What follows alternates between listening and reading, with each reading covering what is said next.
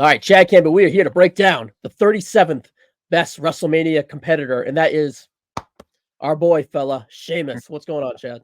Doing good. Always enjoy talking about Sheamus. One of my favorites from the past 15 years in WWE, and an interesting WrestleMania resume, I'd say. Yeah, before we get going, it's WrestleMania season, and it is always Wrestling Warzone season. So this Monday, WrestleMania 13 is breaking out on the feed for Wrestling Warzone. So seek that out Monday as this comes out Saturday. Looking forward to that myself, Chad. I caught up on three months worth of war zones this in the last week alone. So it's fresh in my mind, and I'm ready to rock and roll for Warzone coming up Monday, WrestleMania season. Nice. That's a really fun show to do because I think that's a very complicated show to kind of accurately rate because you have the one all-time match and then depends on where you land on the other stuff. But even with that, so I thought we had a good discussion. It's cool in real time too, seeing like all the variety of scores. There's people on the torch that scored that at 10, that scored it at 2. So it was. I mean, it was all over the place. So. But speaking of all-time matches in WrestleMania, we got this guy right here. When you think of Sheamus in WrestleMania, what do you think of, Chad Campbell? Yeah, I mean, I said at the top, I think he's an interesting case, and I think that's because. Like, he's somebody that you kind of signify as, top of the card, but kind of, a little bit of a placeholder main event guy the past 15 years. Like, you can put him in, but not someone you necessarily associate with a WrestleMania main event level guy. And I think that plays out when you look at his resume. But just for me, like, I think the all-time match he had last year really helped solidify him, because really up to that point, I would say his most memorable WrestleMania moment is the Daniel Bryan WrestleMania 28 stuff. Yeah, I mean, we can get into that. That's another wild match with a variety of ratings, as you can see on the graphic here. After last year's match, I put him on the list just to talk about him, but he actually starts with Triple H, pretty typical Triple H match, 12 minutes, and it's pretty much 3 stars across the board. Canton goes 2.5 with a 3 average. Overall, the Triple H match for like second or third on that card is just fine, and it slotted perfectly well and totally kicks its coverage. Kind of is what it is.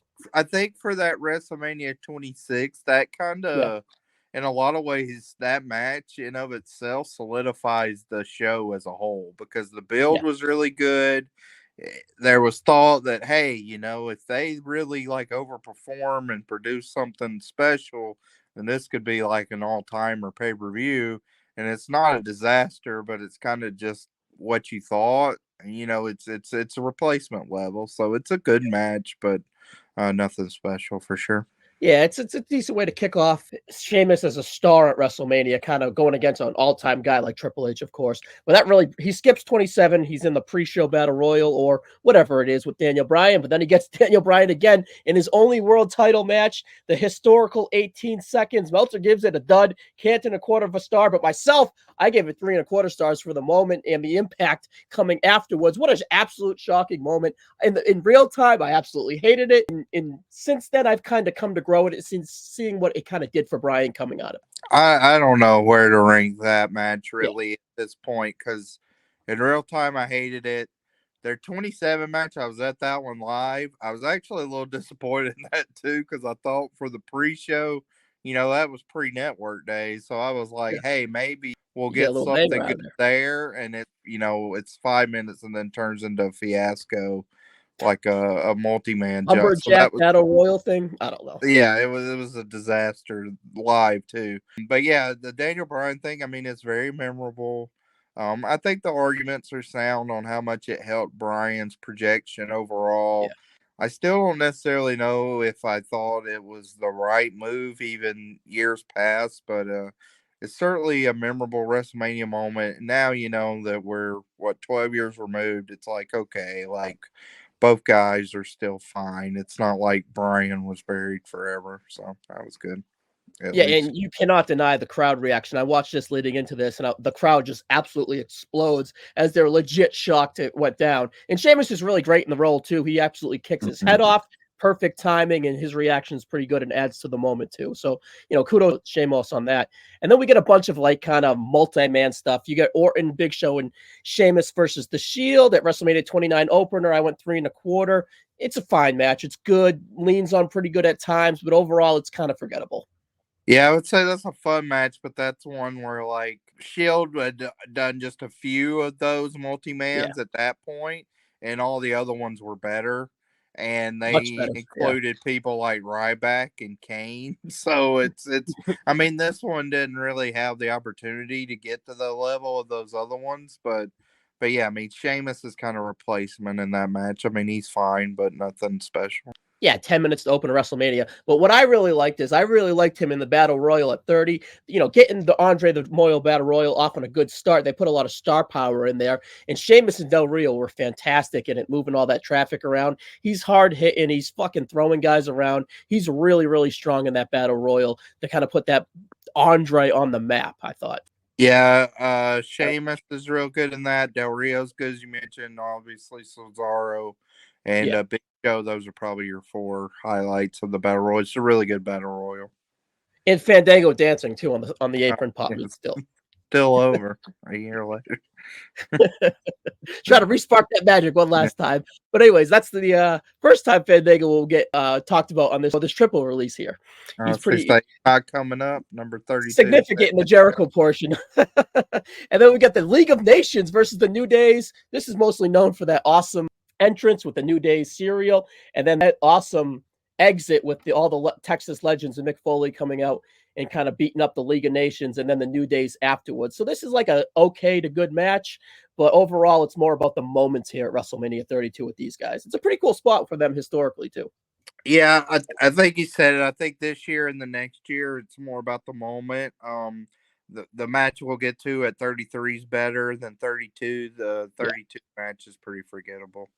Yeah, but 33, all about this goddamn moment. The first Cesaro and Bar match here out of a few against Enzo Cass versus Gallows and Anderson, and the returning Hardy Boys, an absolute epic all-time return. But for our actual match, the Bar kind of is the glue here, moving all these pieces apart. Hardy's had, 2 ladder matches this weekend already, ROH, and then the Super Show or whatever, WrestleCon. So these guys were pretty beat up coming off a long and hard indie run. But, man, these guys delivered the bumps, and then they took the bumps, especially with that big Jeff bump at the end leading to the finish. I love the Bar. What did your overall thoughts on the Bar? Yeah, so I mean, Cesaro, I think, is one of the great like bases of all time.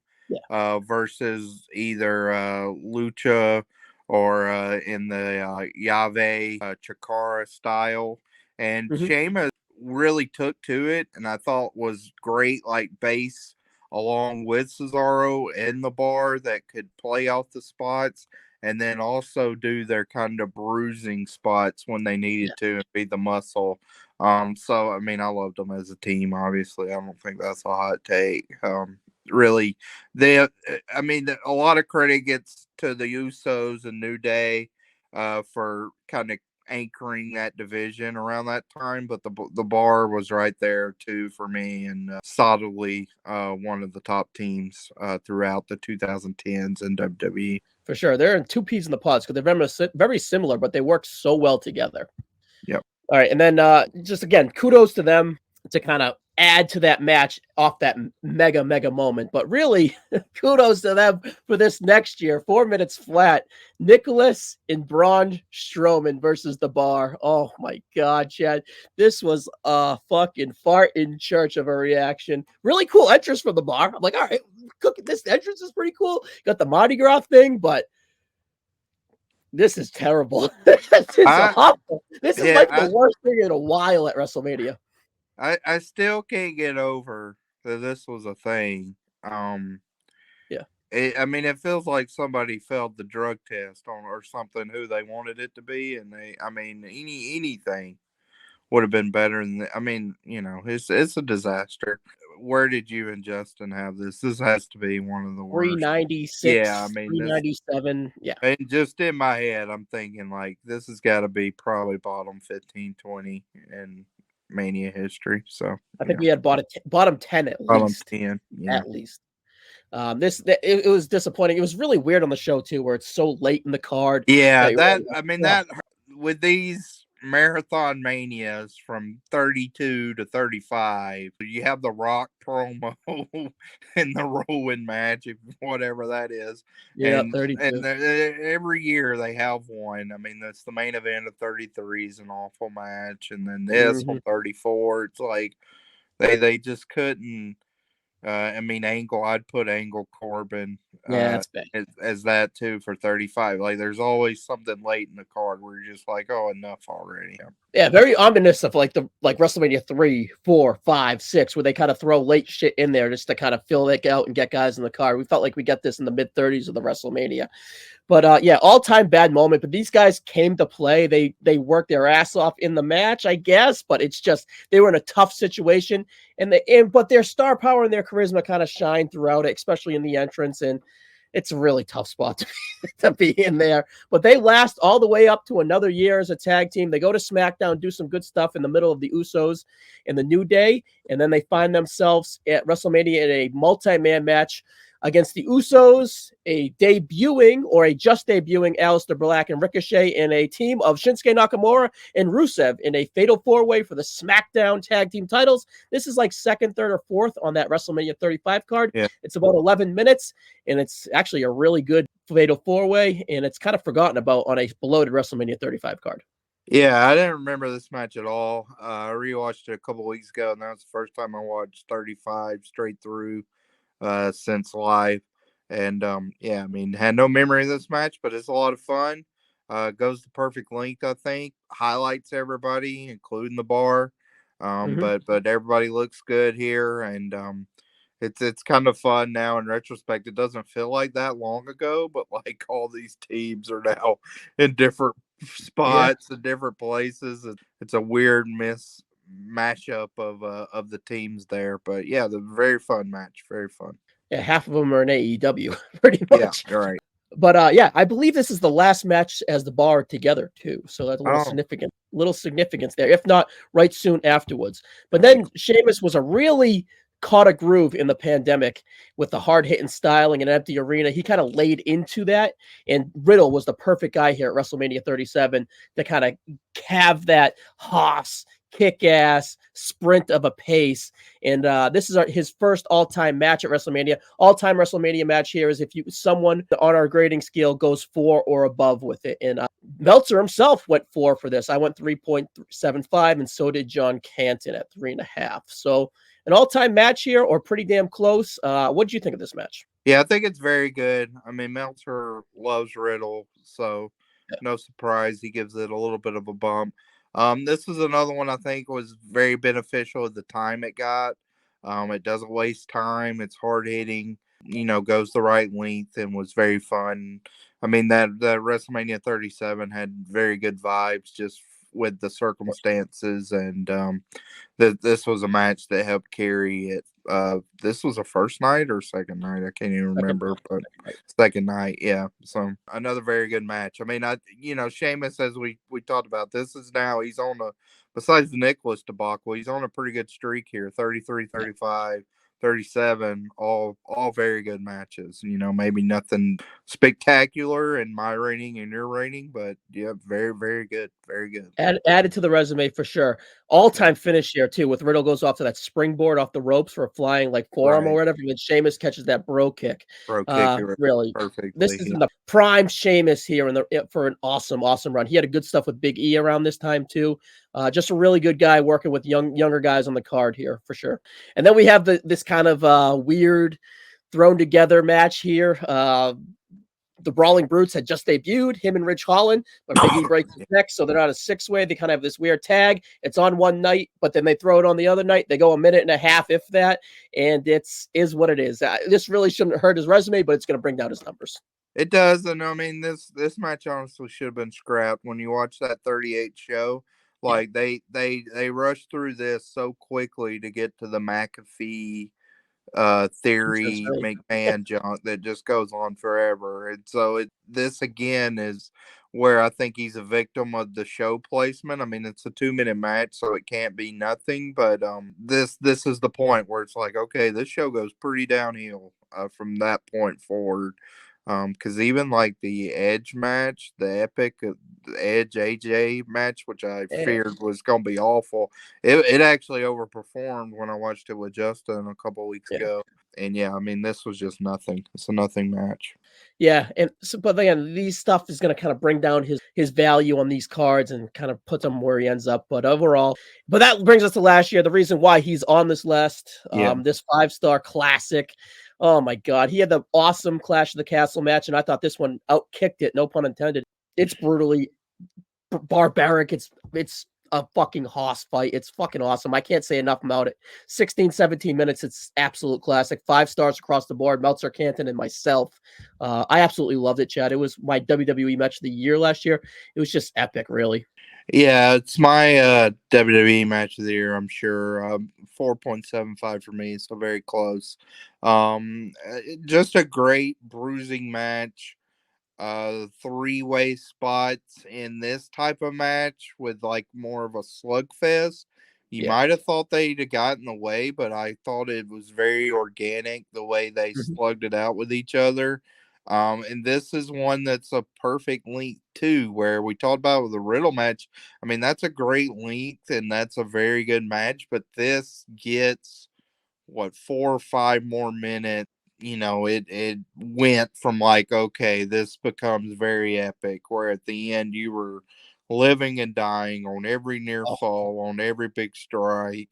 The crowd was molten for it, and I think it was one of those matches that obviously you had expectations going into, but they far exceeded them to where when you're watching it, you're like, man, this is, I mean, it's like, okay, I thought this would be a great match, but like, this is one of the greatest matches of the year. You know, this is one of the greatest matches in WrestleMania history. Like, we're really witnessing something special with this match. I think I texted you 5 right away. 5. Yeah. 5. Yeah. Just an amazing match. Absolutely. So all that being said, with the 2 duds really and the Bryan match that's not really rated well, he still ended with a 3.18 with 11 total matches. He had 0 main events. He had the 1 world title in 18 seconds. Only 2 all-time matches, with only 2 all-time matches, and 1 being an absolute 5-star classic, and 1 really only barely being an all-timer, and still lining up at 3.18, kind of puts over how solid he is as a worker at WrestleMania. He's pretty much above replacement metal is his average for the most part, with including the 3 duds, really. Yeah, I think a very, very, dependable, solid guy. Someone I'll be interested to see going forward, because I mean, he's definitely probably on the back 9 of his career. But I could certainly see him having a few more opportunities to pad out his resume here. Yeah, we'll see. Well, he's at the end of his contract, but I kind of assume that he'll be back and signed up. Yeah. He's a Triple H boy. I hope he's back. They're hitting the gym together, so they're boys. I assume he'll be back for WrestleMania this year, and I'm curious kind of where he lands up. Maybe if there's like some US IC multi-man match, he'd be kind of perfect in that. Yeah, I mean, it's too early to say when this gets released, but I mean, with IC, it seems like a multi-man's a possibility. So, I mean, he could certainly be involved with that with Gunther again. So. Well, we already plugged your WrestleMania 13 episode coming out Monday, but either way, no reason not to plug it again, guys. So let's continue on to number 36, Chad. Thank you as always, and I'm sure we'll see you on the next one, buddy. NoSo Connection, welcome back to our ongoing series here where we are counting down the greatest performers in WrestleMania history. We are, of course, doing the top 40, and for this edition, we are going to be talking about number 36 on the list. And who are we? Well, I am Steve Riddle, and that gentleman with me is Mr. Tim Slomka. Tim, how are you, sir? Good, Steve. It's been a while, but great to talk to you here.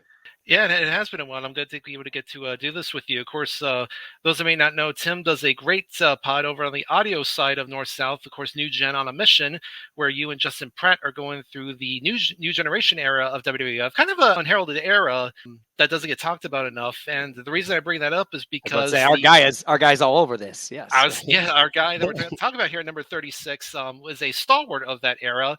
And of course, that guy we were talking about is The Rocket, the King of Hearts, the Black Heart, the 2-time Slammy Award winner, the runt of the Heart litter himself, Owen Hart. So, Tim, when you think of Owen Hart at WrestleMania, what's the first thought that comes to your head? I think it's the one and only as Bret Hart, his match at Mania 10 to kick it off. I think it's an all-time classic, debatable whether it's the best opener of all time, but that, and I think also with that, the storyline of the whole Bret losing to once and then winning the title and then going all the way throughout the next year is really about Owen and Bret. So I think that's his number one WrestleMania moments, or, when I think of WrestleMania and Owen Hart. How about yourself? I agree. It's definitely hard not to think about that. I mean, one of the best parts I love is right at the very beginning. So if you remember, Bill Dunn, who was the ring announcer for that first match before Fink came on, he starts doing the announcement. He says, coming down the aisle from Calgary, Alberta, Canada, the crowd starts to pop because they think he's going to announce Bret. And then you hear Owen's music, and then they just completely lose it on him. Yep. So I just love that. It was like the ultimate troll job by Owen, I think. So yes, very well done. Yeah, that's a great memory. So of course, Owen obviously has had other Mania matches besides that one. He's had a total of 8 at WrestleMania. We'll go through them here really quickly. His first one was at WrestleMania 5. Of course, that was when he was still the Blue Blazer. He faced off with Mr. Perfect. Kind of looking through the grades we have listed here. Of course, our buddy Dave Meltzer gave it 2 1/4. Canton from TJR gave it 2 1/2, and our buddy JT gave it 3. Then his next match was at WrestleMania 8, the little squash job there of Skinner, all of 70 seconds of it. Dud from Meltzer, 1/4 star from Canton, 1/2 star from JT. Then, of course, the match with Bret. Only 4 3/4 from Meltzer, surprisingly enough, which I've always felt kind of interesting. Both Canton and JT gave it 5. And what I think is really interesting is that he gave this match 4 3/4. Meanwhile, he gave the cage match at SummerSlam the full 5. So okay. That's I always wondered what was missing from this match that Meltzer couldn't give it that extra 1/4. Yeah. But anyway, then of course from there, the next year 11, he and a mystery partner would challenge the Smoking Guns for the tag team titles. Of course, that partner ended up being Yokozuna. They would end up winning. Meltzer and Canton gave that 2, JT 3. Then the next year, WrestleMania 12, he was involved in a 6-man with himself, the British Bulldog and Vader, of course, Camp Cornette, taking on Jake Roberts, Ahmed Johnson, and Yokozuna. Is the opener too on that one? Yep, the opener for that show. 2 1/2 from Meltzer, 2 from Canton, 3 for JT. The next year, he is again defending. He's now defending the tag titles, this time with the British Bulldog against his former partner, their former partner Vader, along with his new partner Mankind. And they would the match would end in a double count out. Meltzer gave it 2 1/2, 2 from Canton, 3 from JT. The next year, he's in another title match, but this time he's in a singles title match, and he's challenging Triple H for the European title. Of course, that was where Chyna had to be handcuffed to Sergeant Slaughter at ringside. Meltzer gave it 3, Canton 3 1/2, and JT 3 1/4. And then Owen's final WrestleMania match before his tragic death 2 months later, he and Jeff Jarrett would successfully defend the tag titles against the really weird combination of Test and D'Lo Brown, who they were put together after winning the Battle Royal on Sunday Night Heat prior to the show. Meltzer gave it 1 1/4, Canton 1 1/2, JT 2 1/4, so he's kind of the outlier there. So again, 8 total matches. His average star rating 2 1/2. No main events, no world title matches. He does have the one all-time match, obviously the one with Bret. And then speaking of that match, one of his little kind of footnotes that should be mentioned. Of course, after Bret wins the title from Yokozuna in the main event, and all the faces are out, they've got him on the shoulders, all the celebrities are out, and then you see Owen in the aisle there, just absolutely stewing, knowing that his what should have been his moment has been ruined again by Bret. So, and like you said, that would kind of kick off their run throughout year long. I mean, it really goes to the next WrestleMania, right? He picks Yoko to be his partner just to spite kind of Bret. So yeah, well, that was he was starting to do his little run of like trying to do everything Bret had done because he had already won King of the Ring that June, and then he starts it with winning the tag title. So obviously, like I said, when we think of Owen Hart WrestleMania, you automatically think of the match with Bret. But does any of these other matches really kind of stand out in terms of being memorable or just being kind of like outliers or anything like that? I think from a memorable positive, I think the Yokozuna Smoking Guns win is an awesome moment. They could have been a dominant tag team. Yoko was just not there after the summer. They just couldn't keep it together. But that moment's pretty awesome on a pretty uneventful card to start off. Like the first 3 matches are pretty rough, and that really gets the show kicking off a little bit. So I think that's a good moment. I think the Triple H Owen Hart match, I watched that in part of this. I kind of forgot how big of that storyline was. And right, like that's the beginning of what you think is like the celebratory night of DX, right? So Triple H wins. I remember how disappointed I was. Like I hated Triple H. I hated that he won. The crowd is really invested behind Owen. So I think those 2 matches are something else that, especially the 14 one, I think gets forgotten because everyone's kind of, I don't know, Owen after Brett leaves kind of gets this, up until the Blue Blazer gimmick kind of gets like lost a little bit in the shuffle here and there. But I thought those 2 moments were pretty good. How about yourself? Yeah, the Triple H match is interesting because I've been kind of this last month been going through all the manias, just kind of running through, and I watched that show, and you're right, it is a really good match. It does kind of get forgotten about, but I feel like Owen was almost kind of the 4th man in that match because it was a lot of the focus was on China and Slaughter being handcuffed at ringside because Slaughter was still having his issues with DX. So I felt like that was one where like you could have Owen out and put anybody else in a spot and it would have been the same thing. He hobbles down to the ring, so I don't know how injured he was. Right, he had been wearing a boot for a while. Actually, I kind of forgot about, but he had been injured, so I think that didn't help things out either, bro. Yeah, and then 11, him and Yoko would obviously go on to have a really good run throughout that year as tag champions. Though I know you and Justin haven't gotten to it yet in 95, but you could argue that maybe he should have been a little bit better used in 95 and like more of a main event run when Diesel really needed better opponents. Yes. Because you think about it, that run from WrestleMania 10 to SummerSlam 94 for Owen was probably easily his peak.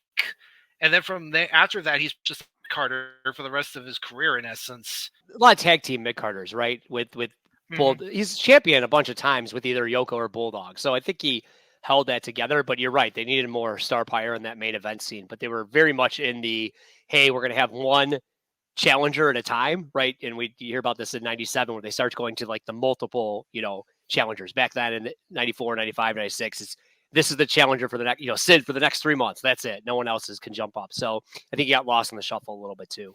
I also do want to call out, the match with Perfect at 5, is often heralded by many as being like one of the best like sub 6 minute matches in history because I mean for that whole 6 minutes they go completely all out. I mean that was a spot where I think Owen really could have gotten overwhelmed by that, the whole atmosphere thing. And I think Perfect was the perfect guy to, no pun intended, for him to be with to kind of get a little showcase. And you knew obviously Perfect was going to win because he was in the midst of his perfect record. But but still, I thought it was again a good little showcase there for Owen. I mean, I think that's a good match. That crowd that I just put in this is like Owen's doing some innovative stuff. And I think he's a little sloppy, probably just like you said, probably a little nervous and Perfect had to walk him through it. But the crowd is just dead for that. But that's not their fault. That's a WrestleMania 5 problem. So I think that hurts the match because it's not like, I think of 1, 2, 3 Kid versus Owen as the other sub 5-minute match that Owen's great at. And that crowd's invested into it. And story tells better than this one. So I definitely liked it, but disappointed. I gave it 2.5 just because, again, I thought the crowd just atmosphere didn't fit with it. And Blazer's gimmick's a little silly overall. Just my opinion. I know some people like it, but I thought it was silly. Yeah, that Mania 4 and 5 crowd, even though the venue itself has a neat little look, that crowd is definitely not one of the best. Neither one is really the best in history. The 12 match is interesting because if you remember, it was originally supposed to be Yoko and Vader in a singles match. Yeah. But they changed it I think 2 weeks prior to put Owen, Bulldog, Jake, and Ahmed in. And of course, the stipulation going in was that if the Faces won, Yoko would get 5 minutes with Cornette because that was the whole feud going in. And it was funny because obviously 12, a lot of the time of that show was going to be invested in the main event. Yeah. So if you were not in a big feud or not one of the top guys, you were going to get left off that card. So the fact that, guys like Owen and Bulldog who were like, by that point were kind of your anchors of the mid card. You have Ahmed, who's this hot face, on the rise. He's got to be on there. Yep. Exactly. And Jake had just come back at the Rumble in a nice little showing. So, he deserves, he deserved the spot as well as like the veteran presence of that show. I'm kind of glad they didn't do Yoko Vader, though I think Vader was still dealing with his shoulder. Vader, Yokozuna, maybe not in the best shape. And then I think that, Ahmed needed to be on that show. Like he was just so hot and over that I think it kind of worked out. And like you said, the show doesn't have much time. What is it? 5 matches, if that, right? I mean, it's very, Yeah, very, I very. mean, if you don't count the backlog brawl as a Well, match. yeah, right. And that takes that. I mean, those are multiple segments on that too. So like, it's a short Mania, because of the way they set it up. So I think it's probably best to get them all on just to fight together. It's a fun little match, but feels a little bit low for like the guys. And Owen definitely feels like in my eyes when I watched it, the 6th wheel in the match. Like I feel like everyone else is more elevated at that point in time versus him. I don't know. That's the way I thought when I was watching. Like he's the lowest. If you rated all 6 guys at that point in time, I thought Owen felt like the lowest.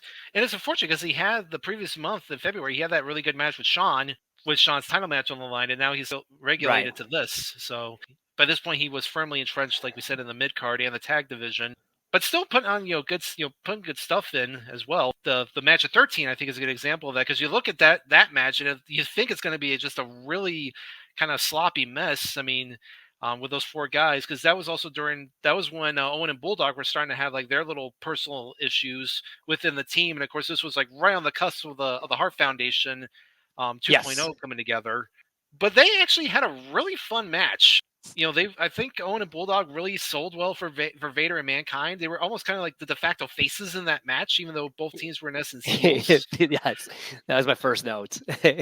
Who are we supposed to cheer for?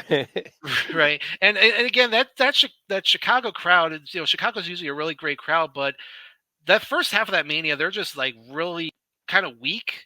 But you knew they were just really waiting for the 3 big matches at the end, particularly Brett and Austin. So yeah, but they also weren't given a lot. I mean, that was one of my notes. Is this match is back to back? It's kind of long, following a Triple H Goldust like 15-minute match. Again, where you have Goldust was kind of getting over, but you kind of have all these heels fighting each other. It's kind of just a weird card structure in that middle part. Again, I think that I don't like that match. I don't think that match, the Owen match, resonates as much with me. But I think they were using it for storytelling, right? They didn't want Owen and Bulldog to break up because they wanted it the following night to be the 2.0. So I think this match almost came like, let's just get these guys on the card to fight. I don't know if you read. There's rumors of Vader and Mankind were supposed to have some crazy Japan style brawl or something like that, and then they didn't because they knew where the other 2 matches were going with the street fight and Brett Austin. So I think it's kind of, in my eyes, kind of disappointing.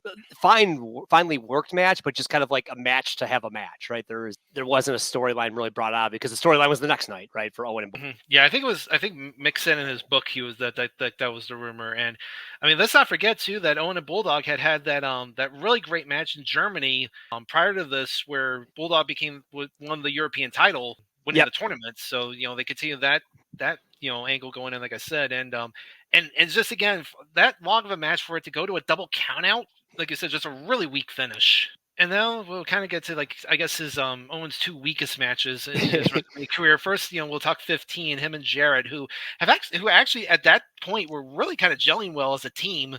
They had started kind of teaming up in late December. That was when the whole, the Blue Blazer had come back, and both those guys were kind of, doing, kind of trying to pull the wool over everybody's eye.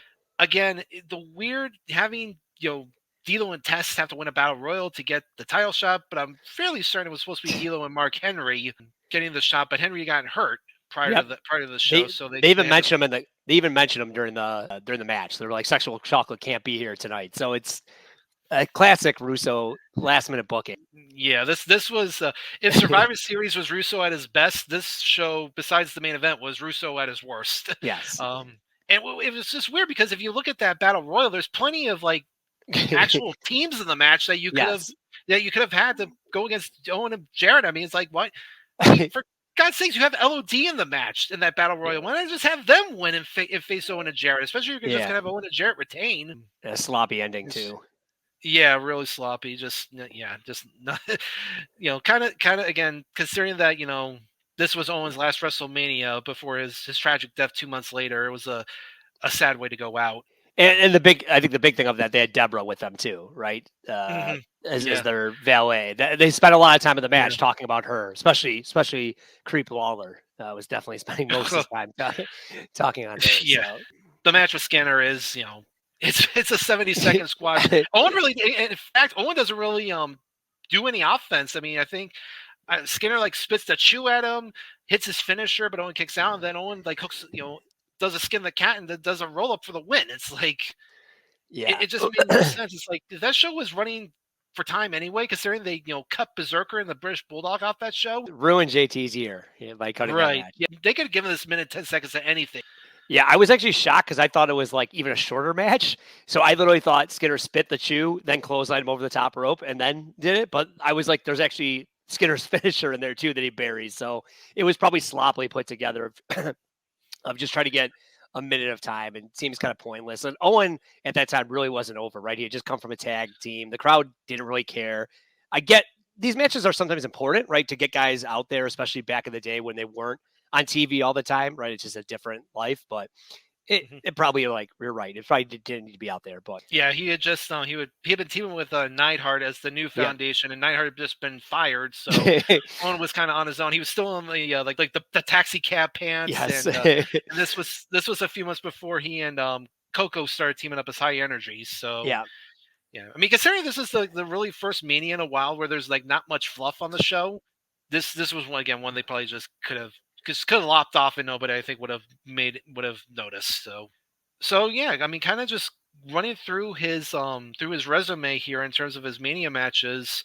Does 36 feel like a proper spot for him? Do you think he should be higher? Should he be lower? Yeah, at first when Ryan asked me, I was like, all right, 36 feels a little low. But as I kind of watched through and went through this, I think it's right. Like 0 world title matches, 0 main events. He does have the one all-time moments. And then some of the stuff, like I said, like me and you have talked about, I think the Triple H hits for me. The opener at 12 hits for me. I think the Yoko is a good thing, but there's no real bad in there, right? Even the Skinner isn't like a bad match. It's circumstance of cut for time. But I think it feels kind of right because he's missing all those moments besides the Bret Harts. What about yourself? What did you think when you saw number 36 pulled out for Owen? Yeah, I agree. I mean, if you think about it, if you don't have the Bret match in there, if he doesn't have it at all, if it's not as good as it ended up being, maybe he doesn't make the top 40. Yeah. Maybe he gets left off. So I think that definitely is a big factor in his favor. But again, when you just look at the overall resume, I mean, a lot of, straight down the middle kind of grading in his matches. A couple of these matches are, just him in openers, or like second, third match on the card. He was definitely one of their best mid-card anchors throughout that time period when they really needed somebody like him to be a mid-card anchor. And a utility guy, right? He's tag, single, tag with different guys. Like, it's all over the place here with what he's in, right? Between Yoko and then Bulldog and then Jeff Jarrett. Like, those are all different. Plus, he has some singles matches in there that are pretty solid as well, like the Triple H one, like we talked about. Even though he's fourth wheel in that one, he's still pretty solid. So I thought it's about right for him as I went through it and then looked at some of the ones around him. I think makes sense where he probably is. Yeah, I definitely agree. And I think, if those of you listening, if you think he should be a little higher or a little lower, let us know. Well, where you think he's, if he's where he should be, or if he should be higher or lower on the list. So that's going to do it here.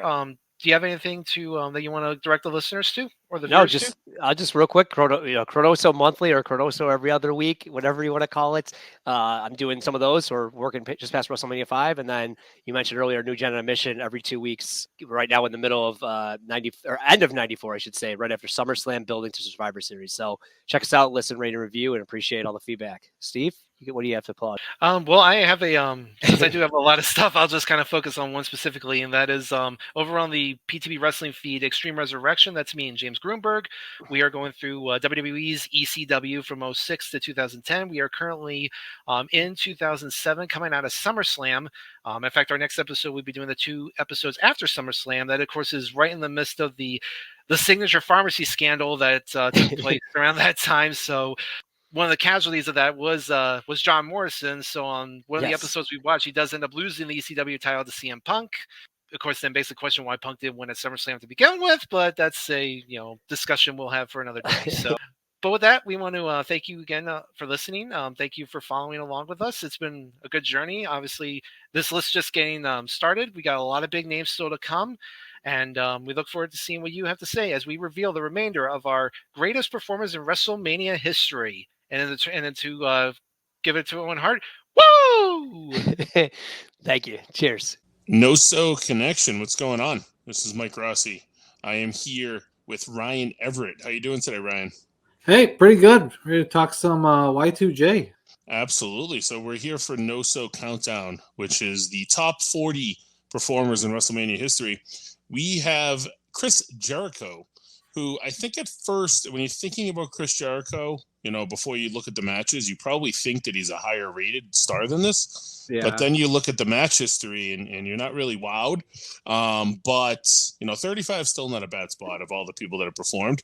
Ryan, when you think about Chris Jericho at WrestleMania, what's the first thing that pops in your head? I think with Jericho, since it's so much of a 2 different careers, really, that he had, almost 3. Like, I have definitely the Shawn Michaels match and then the CM Punk match. I think both of those kind of stood out when I was thinking about Jericho at WrestleMania. Yeah, absolutely. To me, I think about the Fandango match for the reason being it was my first WrestleMania live, and it was just something that resonates with me because I was, obviously the first one you go to, you kind of hold to a different regard, right? Right. Yeah. And then, you kind of, as that match was going, you're kind of like, wow, did we make a star here?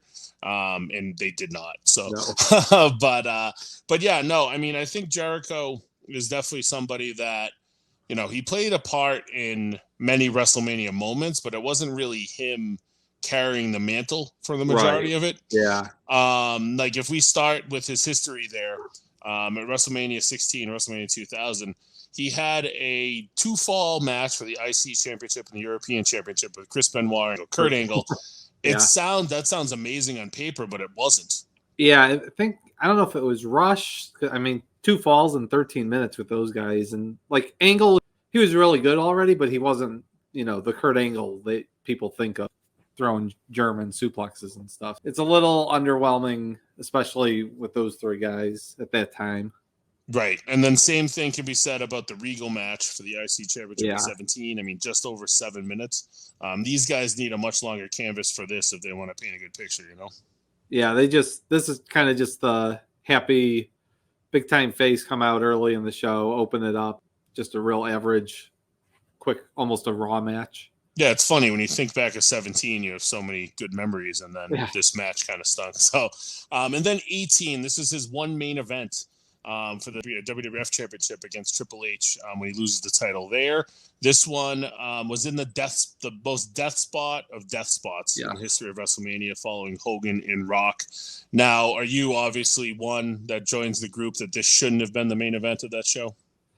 I think it shouldn't have been, but I could see the argument for them not knowing really how Rock Hogan was going to be received. I mean, and it was the title match, which they did keep that up for how long, that the title match ends the show. So, right. Yeah, I completely agree. I don't think that anybody on paper, even if they expected a good crowd reaction for Hogan and Rock, they didn't expect what happened, with just one of the coolest moments in WrestleMania history. So, yeah, they were screwed from there. The match was kind of flat as it was, but it definitely wasn't done any favors by the prior match. And then we get to 19 with Shawn Michaels. They had a 22-minute classic for WrestleMania standards, really, at this point. The range of grades here were between 4.25, 4.5. I almost feel like if this match happens in 2024, it probably gets a higher rating because people get a little crazy over time. Yeah. But it was an awesome match, and it's definitely one that you definitely think of as the best Jericho match of the run. Yeah, I would say for sure this is real memorable. The Michaels come back. After the Triple H stuff, this is the first guy that he had a program with, because there was always that comparison between the two, and this match really lived up to the hype. Yeah, him and Michaels had such good chemistry over the years. Yeah. This was just kind of the biggest natured one. And then Christian, which was really all about the Trish Stratus angle when she turned on Jericho and went with Christian. One of the more memorable heel turns in WrestleMania history, I would say. Really a fun match. I mean, the angle was probably more than the match. Yeah, I actually watched that a couple nights ago, and it's a really good, strong match. And the ending was really well done, I think. Right, and then, Chris Jericho was a big person as far as leading the charge for the Money in the Bank match, and he was in the first one at 21, which Edge won. That featured Shelton Benjamin, Chris Benoit, Christian, Kane, and Jericho himself. Good match, but I feel like since it was the first Money in the Bank match, it got kind of a higher rating than it would, later. Also, I think, when you're looking at the ratings for especially a match like that, he's not really that featured of a guy. Edge wins, Shelton Benjamin gets like the big high spots. Benoit hits the headbutt and is like the last guy standing. So really Jericho is kind of like in the background the whole match. Right. And then you didn't see him again until 24 when he was in another Money in the Bank. This was honestly maybe the worst WrestleMania Money in the Bank that happened. Punk won this one with Shelton again in it, MVP, Kennedy, Morrison, Carlito, and Jericho himself. Shelton was always kind of the flag bearer of these Money in the Bank matches. Definitely not as good as 21. And 21 kind of had a bit of a story because all the guys were feuding. This is just like straight up spots all over. Yeah, and it was a 13-minute Money in the Bank match, which seems very short. Then 25, we obviously were feeding off the Mickey Rourke wrestler hype, where he was in the front row with Stallone's brother. I'm sorry, not Stallone's brother. Who was it? Shamrock's brother. Yeah. I'm thinking about this year already. They were probably going to do him and Rourke, but they didn't trust that Mickey Rourke. Yeah, I think they were starting to build Chris Jericho versus Randy the Ram, I think, but then they kind of pulled back on that. Yeah, they saw Rourke and they're like, this can't happen. So they did Snuka 3-on-1 with Snuka, Steamboat, and Piper that Jericho won. It was fun seeing those guys in the ring again, but the match, which is kind of a Jericho thing, when they did the rematch the next month, which is just Ricky the Dragon and Jericho straight up, it was a much better match. Definitely. The cool thing here is it was so surprising that because like Steamboat's not in, he eliminates Snuka and Piper, and then Steamboat I think hits a flying body press to come in the ring, and that was cool to see that like flurry of like it's probably like the last 6 minutes or so of the match. Right. Yeah, and 8-minute match, and they get Piper and Snuka out. Quickly. I think that they saw enough out of Steamboat here that they realized we got to do a singles with these guys, right? We can do a full match, yeah. And then Edge, the World Heavyweight Championship match. This was predicated off of Edge's Rumble return, right? Yeah. Where Jericho was shocked to see the return. It's a pretty good match. I'm a big Edge guy. Maybe not as long as you'd think this match would be, considering the two guys in it. Yeah. But this was during the Mania phase where everything was kind of condensed. Yeah, I was watching this. I watched this one also, and it's kind of like seems like it's building to like, okay, now they're going to have a spare and a kick out and a code breaker and a kick out, and kind of just code breaker, and that's kind of it. It's like, okay, that was sudden. Right. And then we went into 28 with Punk, which was kind of the start of a feud. Like I thought, again, back to the Steamboat point, their better match was the next month at Extreme Rules, but it wasn't a bad match. I mean, it's probably Jericho's second best singles match when you think about it. Yeah, I would say it's neck and neck with the Edge match. And then 29 came, and Fandango. It was time to get Fandango heated up, and at least they thought that they had a star at the making there. Jericho did some pretty fun work with him in the build-up. The match wasn't terrible. Fine match. It was just kind of flat. That whole like undercard of that Mania was pretty flat. Yeah. But Fandango got the big leg drop off the top, got the win, and thought we were elevating a star, and they weren't. But pretty mid. Yeah, nothing right there. Then it just became, the culmination of feuds that, for Jericho kind of led to the next step, like the AJ Styles feud. They were a tag team. And then this was AJ's first WrestleMania off of his Rumble debut. Kind of a shocking finish when Jericho won this one, no? Yeah, I think everyone was right away. Everyone on the internet was saying like, "Oh no, they're burying Styles." And then I think the next night he became number one contender. It's like, settle down, guys. It's not the end of the world to lose to Chris Jericho. Yeah, this is definitely a match that if you look back at now and you're not as sticker shocked by the finish, I think you might enjoy the match a little bit more. Yeah. And then Kevin Owens, which was right out of the Festival of Friendship. Now, there was talks that this match was originally supposed to be the world title match, but then they decided to go with Goldberg and Brock instead, which probably made sense. This is the match that famously Kevin Owens went backstage after the match and asked Vince how it was, and Vince said it was no good.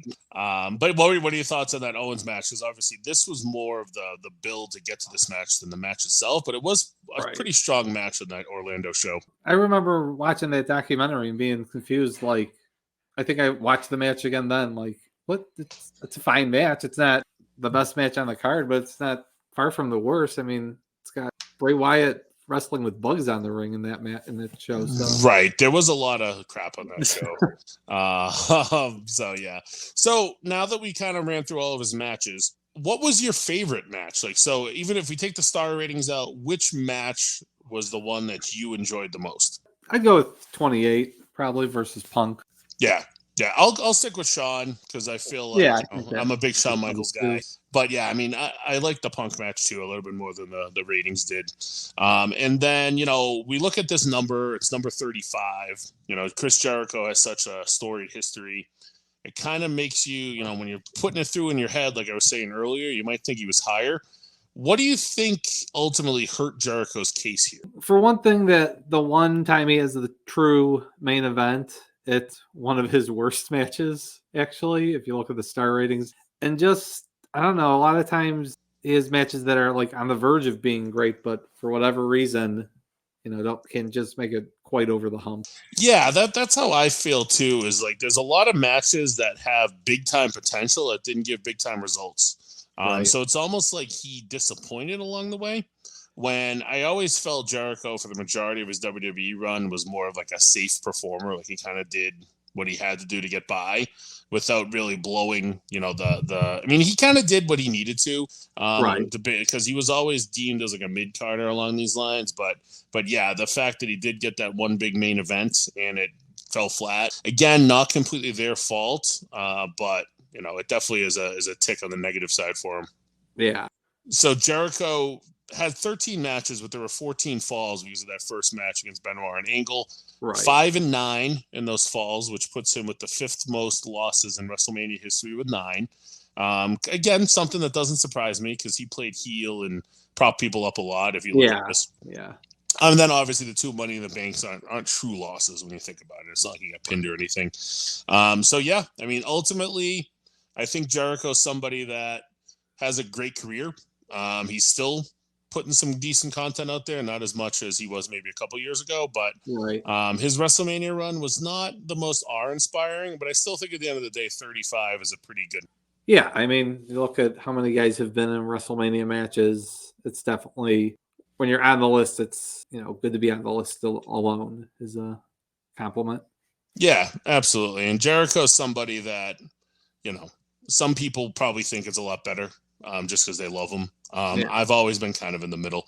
But yeah, I mean, I think this is kind of right where I'd expect him to be now that I look at everything. And there's been nobody that was rated higher than him that I thought Jericho should have been below. So I think that the NoSo crew got this one right for sure.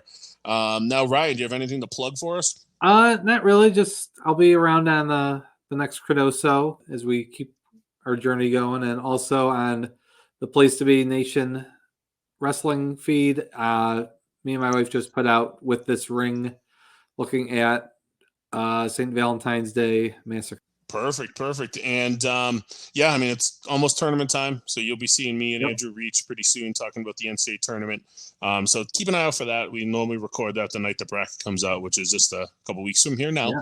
So we're looking forward to that. And this will be the last match in this episode of this countdown.